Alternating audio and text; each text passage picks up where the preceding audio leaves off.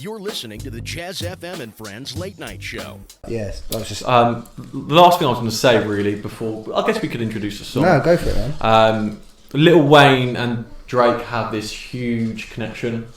So basically, Lil Wayne found Drake, didn't he? Yeah, you know the story of how they met? So, I don't know. I was going to ask you. Yeah, go on and go for it. No, that's on me. You, bro. Well, I know the story where Drake was like, I got flew out to Atlanta, I went on a coach. Yeah. That one? Yeah. So he walks into this big tour bus and Lil Wayne's kind of leaning over. This tattoo artist is like, you know, doing his stuff and it's just blood pouring out. That's right. And he's like, the whole time he's like, fuck, should I be here? You know, he's kind of like doubting himself. Yeah, of course, and because he's not from that, like, Wayne's from the streets. Yeah, proper. And then, you know, he's kind of like, but this is what he talks about in his early songs. He talks about, am I good enough? Am I going to be successful? Trey songs. Yeah. You know, he has these, he wants to make it, but there's doubts and insecurities. Then obviously in that story, he says like, he's watching Wayne get a tattoo. Next thing you know, you got Kobe walk on the bus, and then Wayne gives him the iPod with the latest album on, and he's just like,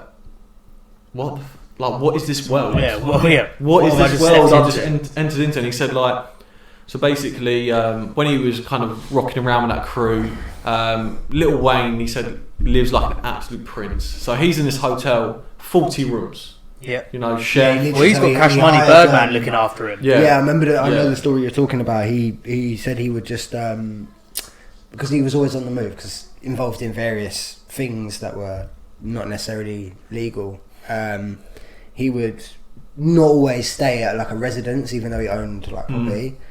So yeah, I know what you're talking about. He said he hired out literally, because he did it on the, I can't remember what interview it was, where he built his new house recently. And Rat Radar interview. Sick interview. Yeah, so great. And that house, by the way, is fucking ridiculous. But yeah, he said he just hired out an entire floor. He said 40 rooms, and he said like, I've never seen anything like it. You're not talking a shabby hotel. No, I think yeah, it was like, it was a 5-star hotel, obviously. And then he said like, he goes, I've walked into this, I've never seen anything like it. And also because this is where he talked about the commitment to the game and, you know, the art. And he said he would be smashing out these songs back to back with ease. Yeah. And the next thing you know, 3 months down the line, they're all being released. Yeah. You know what I mean? He said, I've never seen someone with such a work ethic. Yeah. And also you go, he says that he taught me a lot about kind of the techniques and how you should craft songs, and the writings and stuff like that. The process.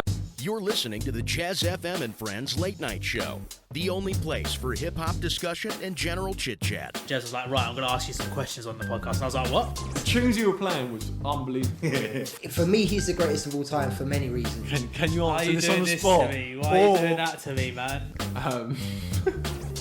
Sorry, I've lost my cool now.